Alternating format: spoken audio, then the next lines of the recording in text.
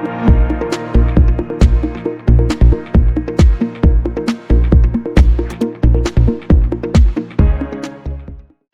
and welcome to Cedar Focus.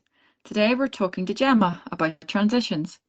Transitions improves a young person's transition readiness when leaving school to secure socially inclusive and sustainable outcomes. Show notes will be made available, so please enjoy the episode.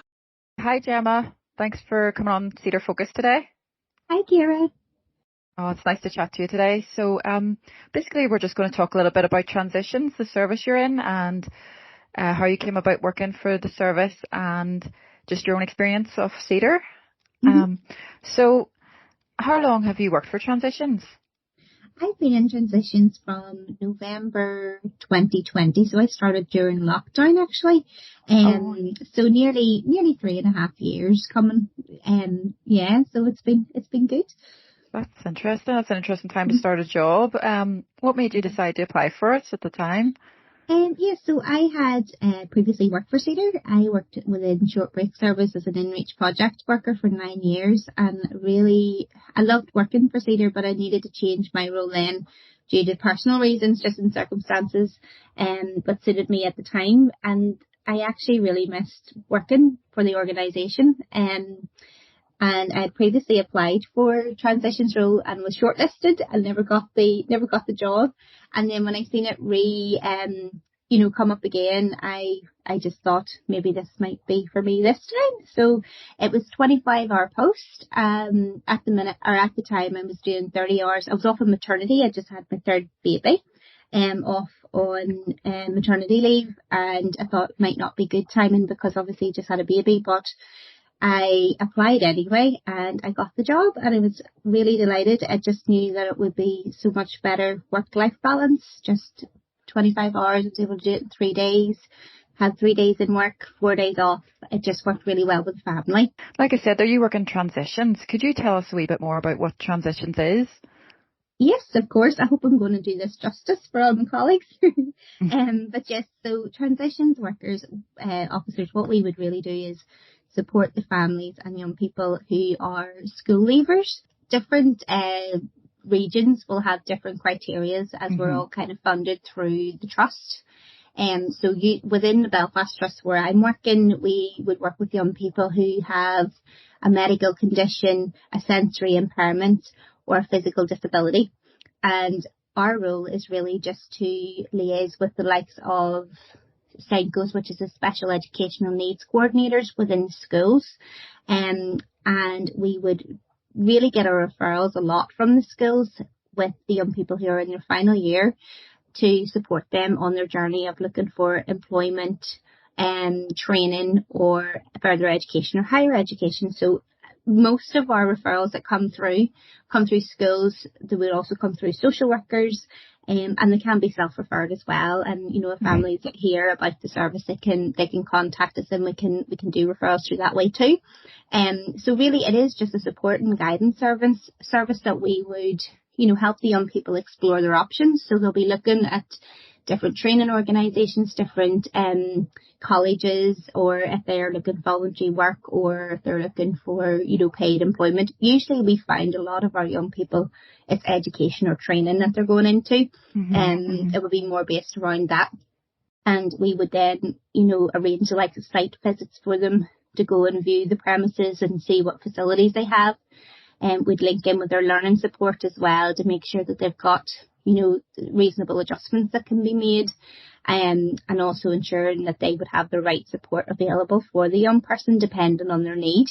And then we would also be able to help them with the application process and also look at different options like transport. We'd look at finance options for them, if they're eligible to apply for EMA or eligible to apply for disability support allowance, and would help with all those applications too. And then throughout our year as well, working with those young people, we would do personal development programs with them depending on what their need is, and would offer different workshops too. So it's a busy role, but very, very versatile in that there is quite a lot that goes on and quite a variety of support that goes on too. So yeah. Yeah, definitely. And so whenever you're working through all of these things, applications and stuff, is that in person or how do you work with young Yeah, people? so it really just depends on the young person themselves and the families and what way they prefer to meet. So usually a lot of our young people do prefer face to face, but there is some young people who are happy doing it over the phone or, maybe over a Zoom call. There's some of my young people I would go into schools and see. So I just, contact the school and arrange a wee appointment where they'll set up a room and I would meet with the children or the young people, and sometimes the parents will come in too. Really just depends on them. So it is a very, person-centred led service as such. We just go with what they want to do and what they prefer. That's great, like to have that kind of flexibility. And it must be lovely, seeing people sort of progress and take pathways to achieve goals, that you work with them to kind of set up. Would there be times where maybe young people would want to change their pathway or their idea of what they want to do, and sort of how do you sort of work to support that? Yeah, there's a lot of times that can happen, and it can just be that they just don't know what they want to do, or maybe they haven't maybe had that guidance, or they haven't really focused a lot on it, or maybe think they want to do something, and when they do it they think, oh goodness, this isn't for me.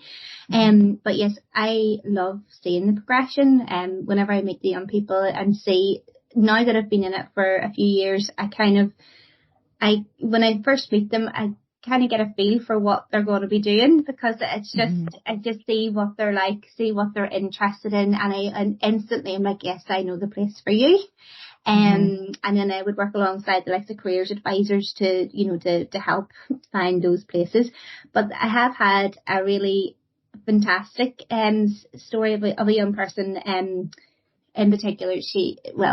This young person really wanted to do art, and they signed up, done the program, but it just wasn't, it was just too much. It was too much, wasn't enough structure for them, and they are now being a youth advocacy worker within the Belfast City Council. So volunteering and doing podcasts, and so yes, sometimes it just takes a different direction, and really I just have to go with that and be flexible with them. And if there is something that they're maybe not enjoying so much, I would look at the things that they do enjoy and try and steer them in a different direction, just depending on what they want to do. But that's where then your experience and your knowledge, really comes to the fore, because I'm sure there's just such a wide array of subjects and external organisations, like the different schools, colleges, everything that you can kind of draw on and get your information from. I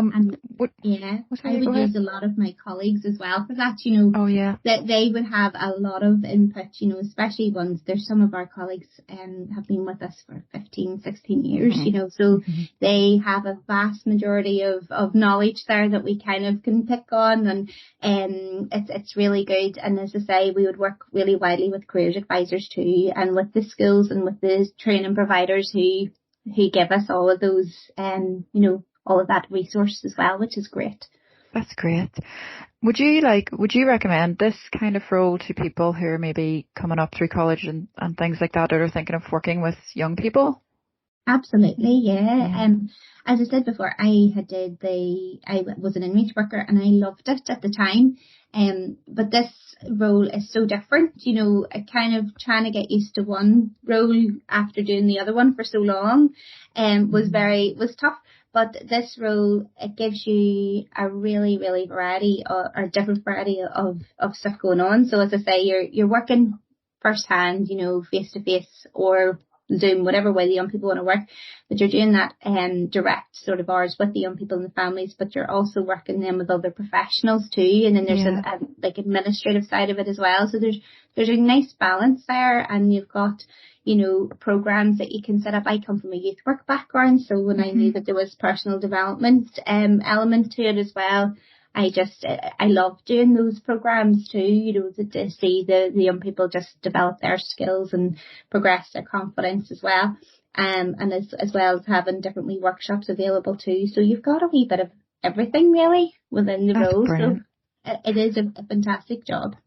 Oh, well, thank you for taking the time to come and talk to us, Gemma, because I know you're very busy, but it's just really great that we can kind of get this information to young people, their parents, and sort of the Hmm. wider community so that they know about it. It's brilliant. I will put all the details of, how people can get in touch, and also, the show notes and transcript of our conversation. But thank you so much for joining us. No problem. It's Thank been you for brilliant. having me on. We hope you enjoyed listening. If you would like further information on the services Cedar provides, please visit www.cedar-foundation.org. We can also be found on Facebook, X, Instagram and LinkedIn.